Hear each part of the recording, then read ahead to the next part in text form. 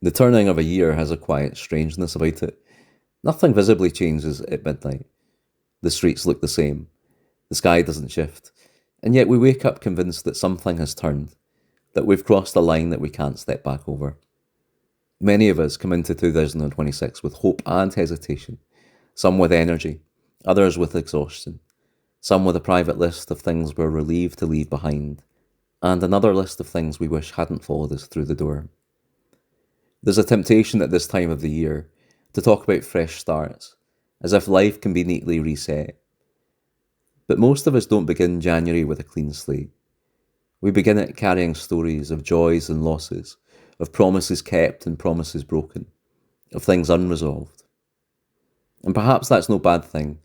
The Christian story isn't built on people who have it all together. Again and again, God meets people in the middle of real life, in confusion and weariness, in ordinary rooms and in long roads, in fear and in hopes that are still hanging on by a thread. It begins with presence, and we find our feet from there. We don't know what 2026 will hold, and that can feel unsettling, but it can also be freeing. A new year isn't an exam to be passed, it's a gift to be received one day at a time. And we're not asked to have the whole year mapped out, only to be attentive, to notice where kindness is needed, to choose mercy when judgment would be easier, and to keep going when the path ahead feels unclear. So perhaps the question this new year asks us isn't what will I achieve, but how will I live? Will I make room for patience with others and with myself? Will I choose hope, not as optimism, but as a decision to stay engaged with the world as it is?